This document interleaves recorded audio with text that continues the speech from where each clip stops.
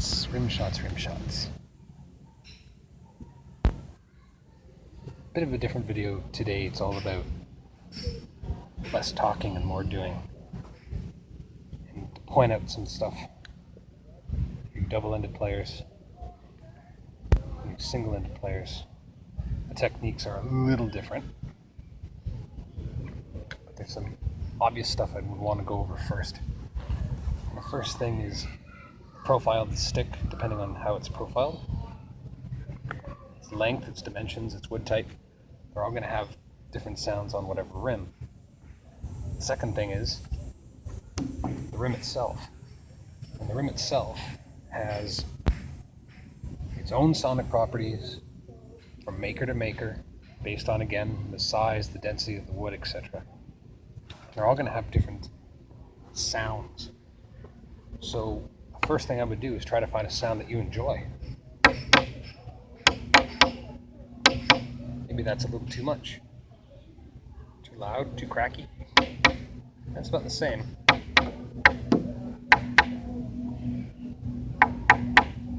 That'd be fine. The second thing is that unless you hit the exact same spot at the exact same with the exact same technique every single time, it's going to have a different sound.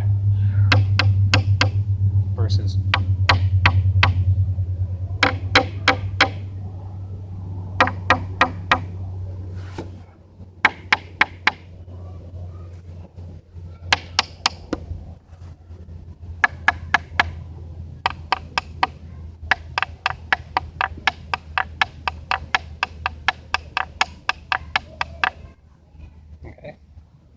the hard part is how to figure out how each individual sound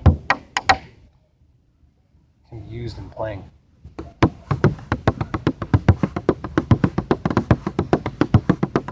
That can be annoying.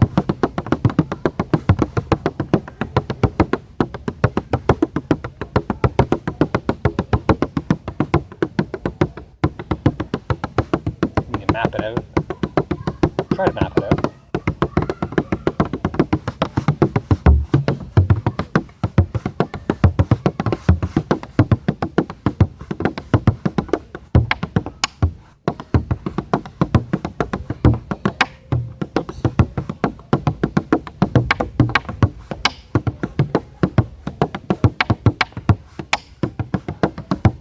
Trying to get a tuckata boom tick.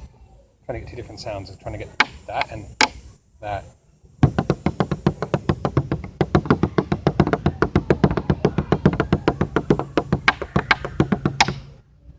Now, getting that regularly is hard to do. It's one of the hardest things to practice with rim shots as you're playing your normal patterns and trying to get the same rim sound.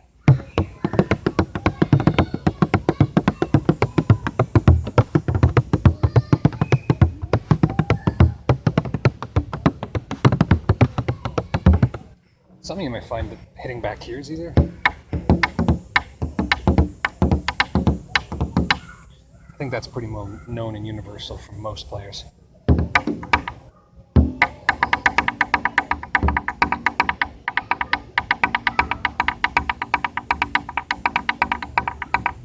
Same thing with you single end, same problem.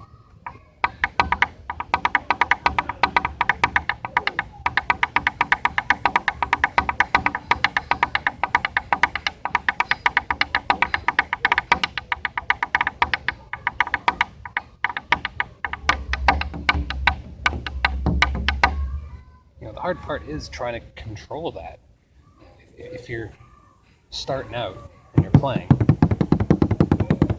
however which way you've learned to play, you need to have that same steadiness when imparting it to the rim. That sort of thing. I like the rim shots over the top, because I usually will be playing a little bit of top end in this. But I'll try to catch the top and try to make that rhythmically interesting. It's different. It's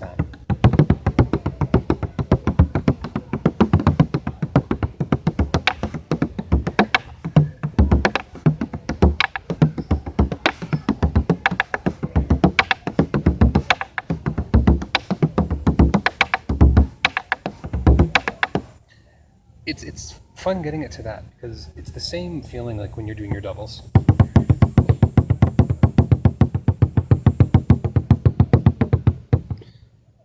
And it's that ability to let it skip, that sort of feel. And the same thing happens up here. Some people might force the top and hit that way, which is fine. You got to learn how to make that work for you between timing and accent and playing out. So you're playing. Maybe you're going to time it. And that didn't really work for me. Let's try it again. I'm missing something when I come back down. I have nothing to continue the groove.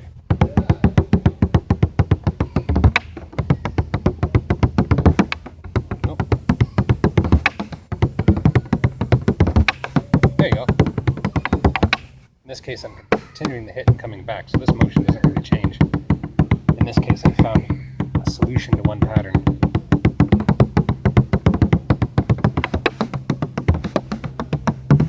Maybe I don't want to do a double-ended roll. Maybe I want the single end to sing through.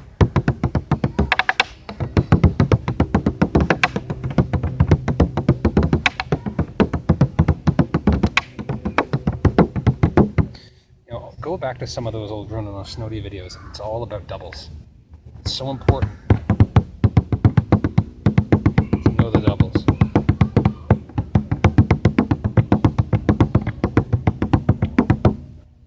So important because it gets you out of jams. So if you're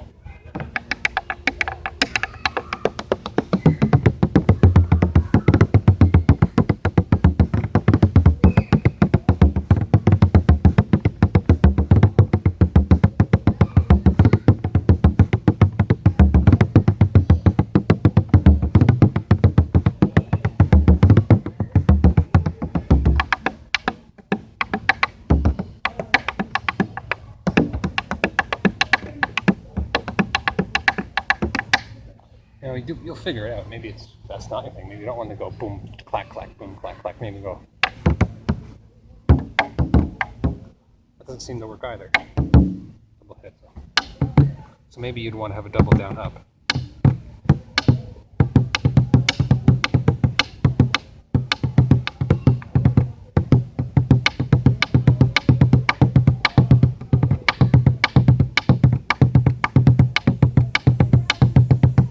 That's the solution in that case. It is a frustrating, ongoing adventure in how to figure out how to turn something useful with those rim shots. And again, if you're a big-time top-end player, remember you have that ability. I've mentioned this several times in videos prior. You have the rim and you have the skin. One sound. Two sounds, which is skin and rim. Rim only, skin and rim, and then in this case, because of it's a little more rounder than most ones I have, I can hit on top as well. The nice thing about that is you can get those McNulty top hits. One of those. Oops. You know, that sort of thing where you come over top and you like that. So we can get it a little closer to show what's happening. It's going over the top.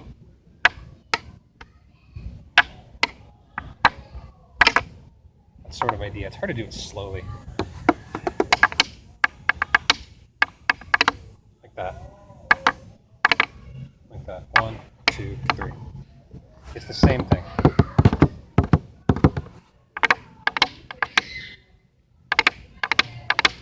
Like that. Same idea.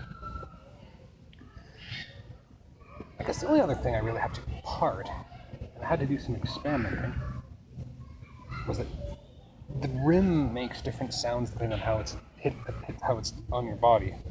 A hit here, it's very open. Bring it in close. It doesn't ring as much.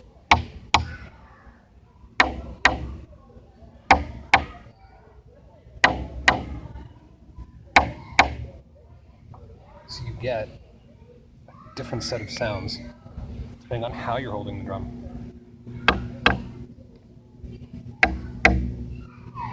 Try to pull the drum a bit. There you go, there's one.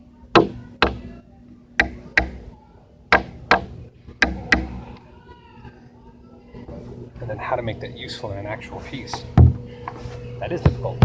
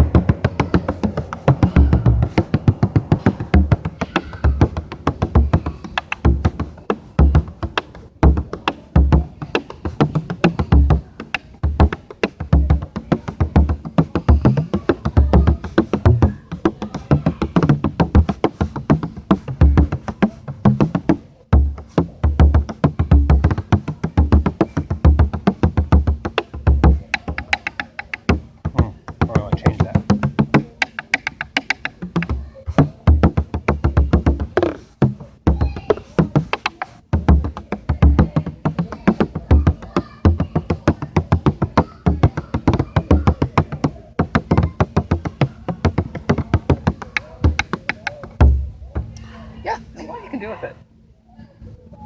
There are 3 key things to take away. Number 1, listen to the woods.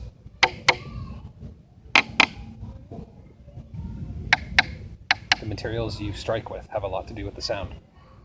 Number 2, how and where you're grasping the drum. This thing rings no matter how you hit it. The question is,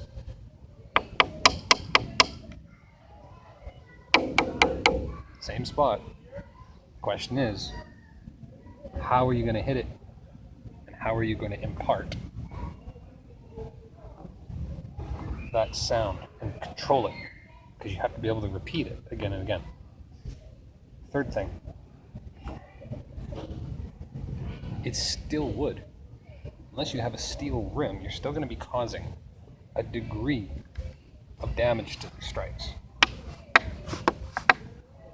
So if you're really laying it in, like really, really hard hitting it, it's still wood underneath, or some sort of material that can still dent, bend, and ding. If you do that long enough, hard enough, you're going to end up with a tuning ring that's not going to hold tune. It's going to sound completely untunable or uneven, and then the internal tension on the lugs will not be uniform anymore. They're going to be very idiosyncratic. So, again, I don't have much to say about it. There's really not much to say about it. It's more about experimentation. Where do you strike? What are you striking with? How can you make it musical?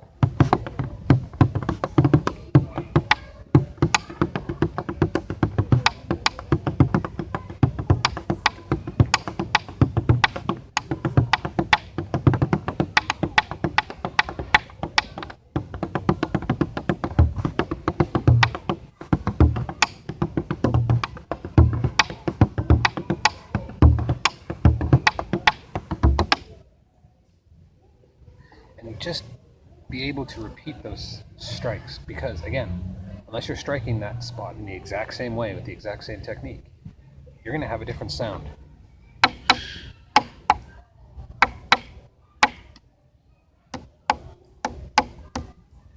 And you don't have to hit hard. Like, to get a good clack, it takes really little effort. You don't have to hit very hard. And I wouldn't suggest hitting very hard in any of a session, because that can, number 1, be very unmusical. Number 2, be very ugly sounding. So that is going to take some time as a musician to reel that in and be useful. My suggestion, watch videos with people doing it, and try to do it when you're listening and maybe playing with your music at home. You know, on your sound files. Listen to those. Play along with them and see if you can get the loudness of those strikes to be just what you need and no more. Otherwise, you run the risk of ruining the sound completely, or at least ruining the groove. So give it a shot. Thanks. Have a good summer.